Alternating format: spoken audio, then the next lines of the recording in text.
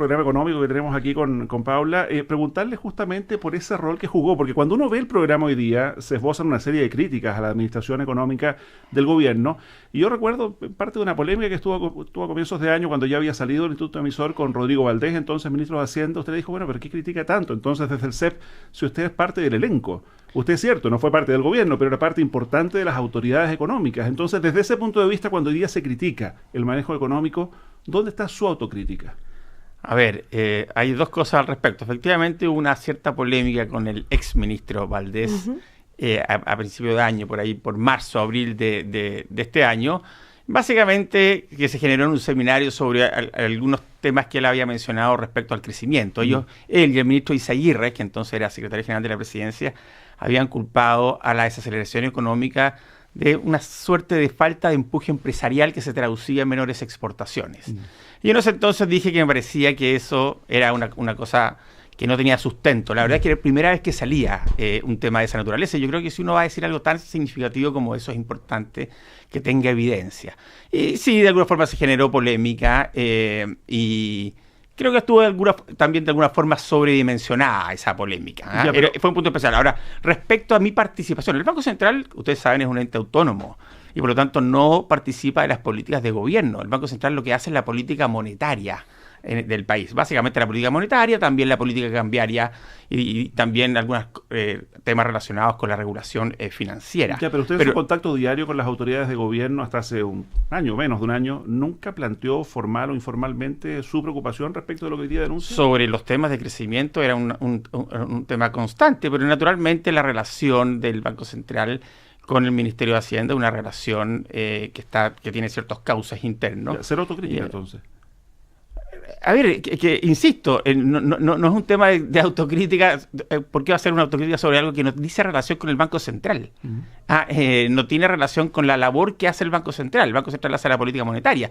Si alguien tiene una crítica a la labor de la política monetaria de entonces, bueno, obviamente que yo tendría que hacerme cargo de eso, pero esto es sobre la política de gobierno. Insisto, el Banco Central es una entidad autónoma que no es parte ni del diseño ni de la implementación de las políticas de gobierno. Entonces, estamos hablando de dos cosas que son distintas. Rodrigo Vergara, los últimos índices mensuales de actividad económica, tal como el IPOM, el Informe de Política Monetaria del Banco Central, han mostrado una aceleración del crecimiento en Chile. El ministro de Hacienda, Nicolás Izaguirre, se atrevió a hablar incluso de recuperación y de florcitas. Ha puesto harto énfasis ahí en la primavera. El presidente del Banco Central actual dijo que esto era independiente del ciclo político. ¿Usted coincide? Efectivamente, tuvimos un primer semestre que fue muy bajo en crecimiento, apenas 0,5%, y un segundo semestre que debiera ser algo más alto. Hay algunos indicios de recuperación. Ahora, una recuperación bastante modesta. Estamos hablando de crecimientos apenas algo mayores de 2% en el segundo semestre de este año, para cerrar el año con un crecimiento de 1,5%, quizás algo menos que eso.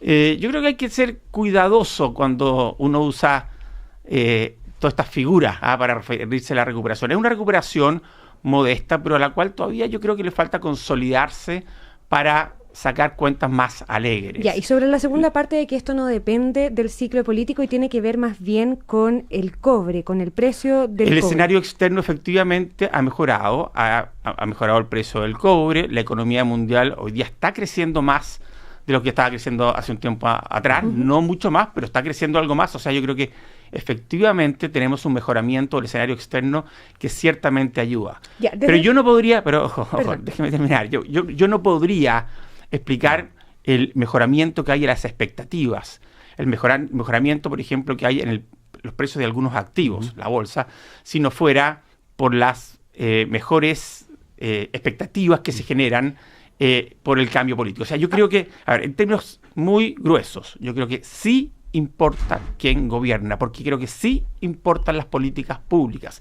Al final, seamos claros en lo siguiente, el escenario externo a nosotros nos afecta. Somos un país pequeño y abierto y lo que pasa en el resto del mundo nos va a afectar. Pero nosotros no podemos hacer mucho respecto a eso. Es algo que está dado. Sí podemos hacer mucho en la otra cosa que nos afecta, que son las políticas públicas. Y las políticas públicas, a la medida que lo hagamos bien, vamos a crecer más. Chile en los últimos 30 años ha crecido a tasas elevadas, no porque tuvo un escenario externo particularmente beneficioso, de hecho en muchos periodos fue bastante negativo, sino que porque hizo políticas públicas, internas, que fueron buenas para el crecimiento y para el desarrollo y para mejorar la calidad de vida de las personas. Y eso creo que es lo que nos ha faltado en el último tiempo. Pero cuando usted dice no da lo mismo quien gobierne al hablar de las expectativas, tampoco da lo mismo y tampoco se puede obviar que hoy el cobre está aportando al país 1 punto del PIB y en el gobierno de Sebastián Piñera aportó 3,2 puntos. ¿Qué es lo que se reclama desde el gobierno, también desde el oficialismo? A ver, por supuesto que uno no puede negar que el escenario externo, ya lo dije recientemente, el escenario externo influye. ¿Cómo no nos va a influir a nosotros? Somos una economía chica, abierta al mundo. Hemos decidido tomar ese camino porque creemos que es el mejor para Chile. Obviamente que afecta. No hay ninguna duda que eso es así. Pero decir que todo lo que está pasando o lo que pasó en los últimos 4 años, si bien notable lo que pasó en los últimos 4 años, notable, desgraciadamente negativo. La economía chilena creció apenas 1,8%. Fíjense que crecimos aproximadamente la mitad de lo que creció el mundo. Ahora ya no nos estamos, porque aquí uno dice, bueno, es que el mundo está peor. Bueno, pero comparémonos entonces con el mundo. ¿Y eso es culpa de quién, entonces? ¿Cuánto crecimos en este periodo respecto al mundo? La mitad, un poquito más de la mitad, de hecho. ¿Cuánto crecimos en el periodo anterior respecto al mundo? Crecimos 1,4 veces lo que creció el mundo. Y ojo, en los periodos previos a eso también se creció más que el mundo. Entonces, hemos tenido un periodo que, bajo todas luces, desde el punto de vista económico, es un periodo malo para la economía chilena y es importante revertirlo lo antes posible para volver a la senda del progreso. Rodrigo Vergara, ustedes hoy día en la presentación de este programa económico ofrecen en el primer año duplicar el crecimiento económico, que hoy día lo calculan en 1,8 al 3,6%. Eso es bastante menor del 5,3 que se marcó en promedio durante el gobierno anterior. Por supuesto, hay el programa, hoy día es importante ser claro, lo que se lanzó es el programa económico, ¿cierto? Probablemente la próxima semana o de aquí a 2 semanas más se va a lanzar el programa entero, donde viene todo el resto del programa, todos los temas de educación, salud, a pesar de que muchas cosas ya han ido saliendo, deporte, recreación, mujer, etcétera. O sea, hay muchos otros temas. Ya, pero la meta de crecimiento... Ahora, entonces el programa económico se plantea en algunas metas bien precisas, o sea, porque en ese sentido queremos ser bien precisos, no queremos decir cosas, generalidades, queremos ir directamente a los temas específicos. Y se plantea duplicar la tasa de crecimiento del país durante los próximos 4 años. En este periodo la economía va a crecer aproximadamente, porque todavía no sabemos este último año, 1,8%. La idea es ir entre 3,5% a 4% y cerrando el periodo próximo en 4%. ¿No sigue siendo bastante modesto para las expectativas que se crean? No es fácil. O sea, mucha gente puede pensar, bueno, dado lo que se creció antes, hoy día es fácil retomar rápidamente el dinamismo. Cuidado, hemos tenido un periodo de muy bajo crecimiento, de políticas públicas que yo en lo particular creo que no han sido buenas para el crecimiento, y retomar ese crecimiento toma tiempo, no es tan simple, es una meta ambiciosa. Yo no lo veo como una meta simple, es una meta ambiciosa, y creo que el país estaría notablemente mejor si logramos esa meta de crecimiento. Ojo, hay metas en muchas otras materias, hay una meta de aumentar la inversión en 3 puntos porcentuales del PIB, que es significativo, duplicar la capacidad de generación de empleo, mejorar las cuentas fiscales. Ahora no dice cómo este programa que se entrega hoy. Por supuesto que dice cómo, digamos, absolutamente dice cómo. En el caso del empleo, por ejemplo. A ver, absolutamente dice cómo. A ver, tiene el programa económico tiene una parte que es un diagnóstico, ¿sí? Después metas específicas y después medidas. Y las medidas se separan en lo que se llama 7 pilares. Ahora, ¿cómo recuperar la creación de empleo? Bueno, a ver, yo creo que el principal mecanismo para recuperar el crecimiento del empleo, ojo, no solamente el crecimiento del empleo, sino que también la calidad de empleo, porque se han creado pocos empleos y de baja calidad. Para mejorar la calidad del empleo hace precisamente el crecimiento. El crecimiento económico está muy relacionado con la creación de empleo. Piensen que durante el anterior gobierno del presidente Piñera, la economía creció sobre 5% y se crearon 1 millón de empleos. Además, hay otra serie de medidas que son bien específicas, algunas de las cuales se han mencionado aquí. Bueno, pero después podemos hablar sobre eso. Sí, vamos a entrar en eso, porque no quiero salir del tema del crecimiento. Estamos conversando con Rodrigo Vergara, el expresidente del Banco Central, hoy vocero económico del comando de Sebastián Piñera. Una de las consignas de este programa económico que se entrega hoy es: el crecimiento es importante, pero no suficiente. Algunos adversarios políticos han dicho que eso ya para Sebastián Piñera es un avance. Yo quería preguntarle cuán importante es para Sebastián Piñera la equidad, pensando en un país donde el 30% del ingreso que se genera al año va al 1% de la población más rica. ¿Qué se va a hacer en esa línea? A ver, es muy importante la equidad. El crecimiento es un indicador de bienestar imperfecto. El ingreso per cápita es un ingreso de bienestar, pero es un ingreso de bienestar. O sea, los países que están mejor tienen ingreso per cápita más alto. No lo minimicemos, es importante. Pero no es el indicador perfecto. Ahora, un par de cosas respecto a eso. En el gobierno anterior del presidente Piñera se redujo la pobreza en 10 puntos porcentuales. Eso significa que casi 2 millones de personas salieron de la pobreza durante ese gobierno. Después se cambiaron las formas de medir, eso. Digamos. No, pero estamos otros indicadores. Pero estamos hablando con la misma forma de medición, porque si no, no sería comparable. No sería justo. Con todas las formas de medición hubo una reducción muy significativa de la pobreza. No solo eso, sino que también hubo una disminución en los índices de desigualdad. Entonces sí, a ver, yo estoy, para el expresidente Piñera y para todo el equipo que trabajamos con él, el tema del crecimiento inclusivo, que el crecimiento llegue a toda la población. Y por lo tanto, el tema de la distribución del ingreso es tremendamente importante. Ya, pero se mantiene, por ejemplo, Rodrigo Vergara, la política de bonos, por ejemplo, que ha sido una herramienta que desde el actual gobierno se maneja como una herramienta de equidad. Se mantiene, no hay ningún... ¿No se van a quitar los bonos? No se van a quitar los bonos. A ver, si ustedes leen el programa, no hay nada absolutamente que se diga respecto a eso.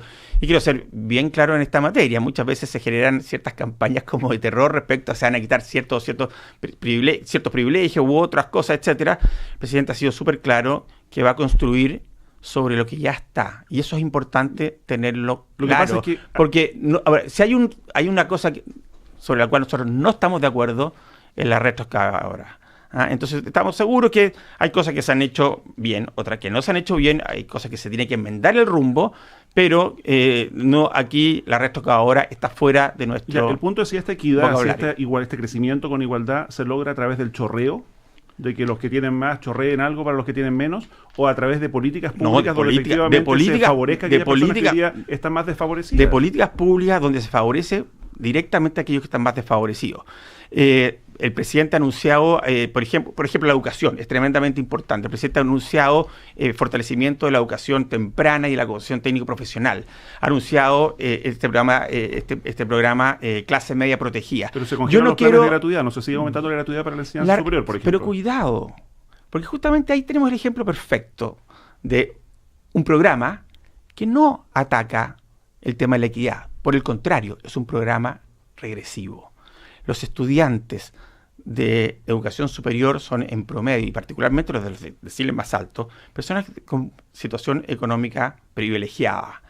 ¿Cómo no va a ser más lógico, si tenemos recursos adicionales, gastar esos recursos adicionales en la educación temprana, donde se define buena parte de lo que va a ser o de las capacidades que va a tener una persona durante el resto de su vida? Entonces yo creo que ahí ese es un ejemplo muy bueno de precisamente focalizar los recursos públicos en aquellos programas y las personas donde se puede lograr un mayor efecto sobre la equidad. Rodrigo Vergara, nos queda muy poquito tiempo y nos quedan hartas preguntas por hacerle. Voy a pasar al tema que ha generado más polémica. Ya le vamos a preguntar por el asunto tributario, la rebaja de impuestos y eso, pero en materia laboral ha llamado mucho la atención el aumentar a 20 días hábiles las vacaciones. Han dicho desde el comando de Guillé, Osvaldo Rosales, que es el encargado económico de ese comando, que esto podría aumentar el costo laboral y habla de un 2%, lo mismo que podría costar lo que está proponiendo la reforma previsional del actual gobierno. ¿Hay populismo ahí? Absolutamente no. ¿Por qué no? Porque en otras ocasiones cuando se han primero planteado cosas similares... me sorprende un poco que haya producido esta reacción cuando ya lo había anunciado en alguna oportunidad. Y ojo, el anuncio completo es el siguiente: aumentar las vacaciones en una semana y reducir los feriados en 3 días. Eso, de hecho, lo había hecho previamente. Entonces, es menos de lo que dice la primera parte, ¿cierto? Ahora... Esos son 2 días más en la práctica. Correcto. Ahora, ¿por qué esto? A ver, en general las jornadas de trabajo en Chile son relativamente largas. Cuando uno lo mira con el país de la OCDE, esto puede ayudar a descomprimir algo de eso. Pero no solo eso, sino que pensamos que tiene un componente importante de eficiencia. Si usted piensa, por ejemplo, desde el punto de vista del mismo trabajador, tener un periodo continuo de días de vacaciones le da más bienestar que tener días salpicados. Desde el punto de vista de las empresas, desde el punto de vista de las empresas, cuando alguien se va de vacaciones, la empresa no para, sigue funcionando. Y por lo tanto, el trabajo que hace es de alguna forma reemplazado por otros. Lo que se pierde es menos. Entonces, nosotros creemos que también tiene un efecto importante en eficiencia y en productividad y en bienestar de las personas. Esa cifra que pone Osvaldo Rosales del 2%. No sé cómo la sacó, no sé cómo la sacó, pero definitivamente está totalmente fuera de rango. Ya, es que llama la atención también porque cuando han salido iniciativas parecidas en la Cámara de Diputados, por ejemplo, el diputado Poblete, me acuerdo, se ha generado muchísima polémica porque lo primero que se habla es de populismo, porque nadie en ningún congreso probablemente va a rechazar una iniciativa como esta, por lo popular, precisamente ¿qué? A ver, yo le insisto, esta es una cosa que ha sido bien pensada, que digamos, hemos visto la experiencia comparada y nos parece que tiene un efecto no solamente de mejorar, insisto, el nivel o el bienestar de las personas, sino que además tiene un efecto sobre la eficiencia de las empresas. De alguna forma esto de sustituir vacaciones, pongámoslo de esa forma, por feriados, va en la dirección de este mejoramiento que yo les mencioné previamente. Solo para concretarlo, ¿cuáles son los 3 feriados que se propone eliminar? No tenemos, al menos yo personalmente no tengo claro exactamente cuáles son esos 3 feriados. ¿Civiles, religiosos? No sé, la verdad es que no tengo esa información. Vamos rápidamente. Y el 18 de septiembre que viene, hay algunos que evidentemente son fijos. A ver, Rodrigo Vergara, un último tema respecto del tema tributario. Ustedes proponen, no alcanzamos a detallar ya, digamos, este sistema tributario simple, pro crecimiento, pro inversión y pro empleo, dicen ustedes. En lo concreto, impuesto a las personas, ¿se modifica? ¿Sube? ¿Baja? No hay cambio en los impuestos a las personas. ¿Y en el impuesto a las empresas? En el impuesto a las empresas sí hay cambios. ¿Cuáles son los 2 principales cambios? Para ser breve y preciso. El primer cambio es la reintegración del sistema tributario. Ahora, yo diría que, en primer lugar, una cosa como de diagnóstico, yo diría que hay un bastante consenso, diría que en todos los sectores políticos, de que la reforma tributaria finalmente terminó con un código tributario que es bastante complejo. Y todos sabemos que es importante que la política tributaria sea simple, no solamente por el tema de evasión, sino que también por temas de eficiencia y crecimiento. Entonces, el impuesto a las empresas baja. El impuesto a las empresas, sí. Hoy día el impuesto a las empresas es 25% aproximadamente. En enero de este año va a subir a 27%. La idea del presidente Piñera, del programa del presidente Piñera, es que baje gradualmente a 25%, que es la media de los países de la OECD. ¿Y cómo se compatibiliza eso con una caja fiscal que se ve apretada? Y el otro es que se reintegra el sistema. Es un tema tremendamente importante. Esto tiene un costo aproximadamente de 0,4% del PIB. Claro, porque por el otro lado tenemos una meta de crecimiento que ya está trazada, digamos. Tenemos una meta de crecimiento, evidentemente. Entonces hay